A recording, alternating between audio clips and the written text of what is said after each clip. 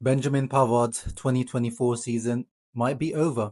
That is the news that's come out of Inter HQ today, guys, and that's what we're here to talk about. Welcome back on the Uncle Sharma channel. Yeah, Benji Pavard, we knew in the Leipzig game when he pulled up just before halftime, it looked like a hamstring injury, and that is exactly what it is, a hamstring strain that will keep him out for the next 3 to 4 weeks. So, realistically speaking, it looks like his 2024 is over. Bad news for him, bad news for Inter. But this news could also mean something positive for other people. Similar thing happened last year, if you guys remember. Pavard came into when we signed him, and he had a few weeks of bedding in, and he came into the team, became a starter, but then he got injured, and then Jan Bisseck had those few weeks. That was kind of quite a serious injury as well from Pavard. It almost looked like it could have been an ACL, but luckily it wasn't.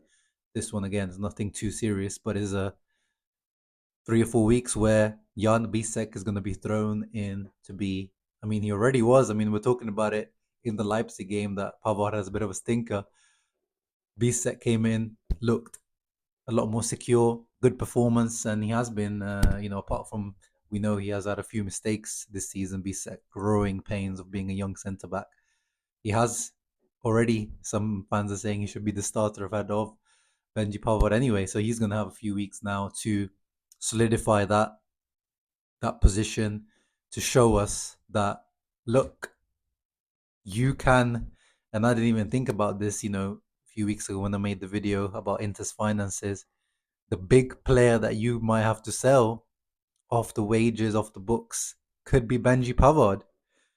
I saw the boys on Interviews podcast. I think it was Johnny who came out with kind of this, with the take that he wouldn't be against the selling Pavard. And when you think about it, if Bisek does step in again, this is the test now. Bisek stepping in for a few weeks can give us the answer, because Pavard earns, I think, 5 million net, and we paid around 27-30 million for him on Bayern Munich. So in terms of selling him, he's 28 years old, so he still has decent value. I guess he would be 29.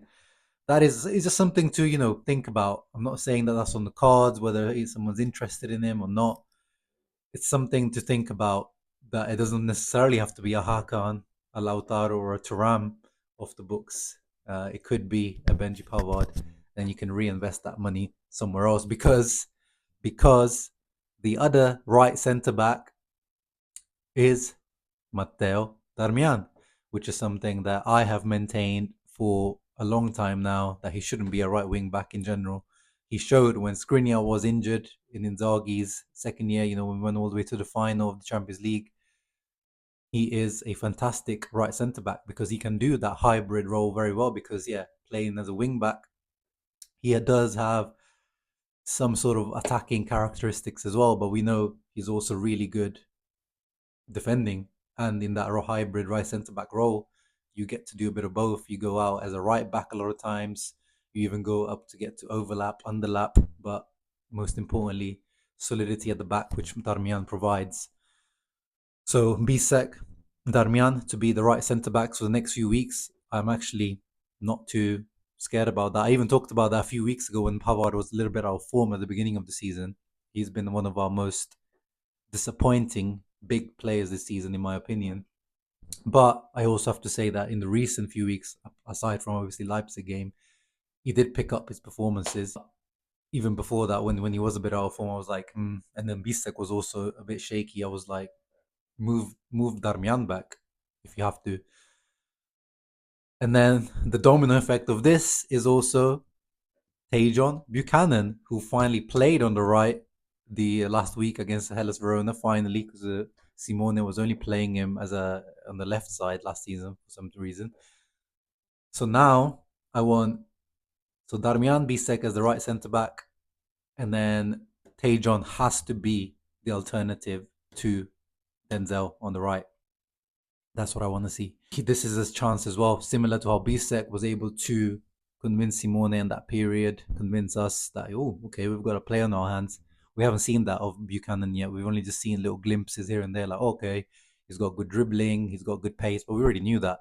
What he needs to show us is that he's been able to, coming to up to like the year mark in January we're going to get to 1 year of Buchanan being here, he's got to show signs to us and Inzaghi, most importantly, and the staff, coaching staff, that he's assimilated the concepts, the system, the tactics, the Italian way of playing, and he can be reliable. That's the main thing with Inzaghi. He's only going to start Buchanan if he's reliable defensively. So he's got to show that he's reliable defensively, and then obviously give us some output going forward if he can. But that's also depending on Inzaghi giving him the opportunities. Giving him 10, 15 minutes at the end of games is not going to really help his development. So hopefully, I think we've got the Coppa Italia games coming up in December. He definitely needs to start in the Coppa Italia game, and in Serie A as well. I want to see more of Buchanan now with this Pavard injury. So definitely, not great news seeing, Pavard again. It's funny we talk about him like this season. We're so fickle as fans, but we're talking about a World Cup winner, multiple Champions League winner, multiple Bundesliga winner, Serie A winner. We're talking about here, but we're talking about him as if he's like some 35-year-old Finnish scrub. There's definitely not that, and I still would have faith in someone like Benji Pavard coming back from this injury, showing us levels like he did last season, because he was one of our best players last season. When he stepped in, he came in and he was an upgrade on Darmian and Skriniar in terms of defensively.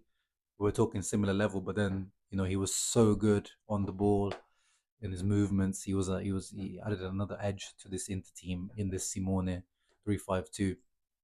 This season he hasn't done that, but his injury is not long term. We'll definitely need him when he's back in the second half of the season. But it's something to think about, of potential avenues that if he doesn't get back to his real level, he could be one of the ones sacrificed. And we know we need to invest in the centre back, the area anyway, the central centre back. So his heavy salary leaving, and if we get transfer money, that could open up avenues for getting really, really interesting profiles as well, for centre backs or in other positions. So you guys let me know in the comments down below, what do you make of that potential avenue that's arise because of this injury, and the potential of selling Pavard, the potential of seeing more Buchanan and Darmian being a permanent right centre back alongside Bisseck. And do you have faith in the young Bisseck and Bauer to step in permanently? Let me know in the comments down below. We'll see how things work out next. Of course, we've got Fiorentina up next, so many questions will already be answered on Sunday against Fiorentina, who are high flying at the moment. See you on the next one, ragazzi. Leave a thumbs up, subscribe to the channel. Always, Forza Inter!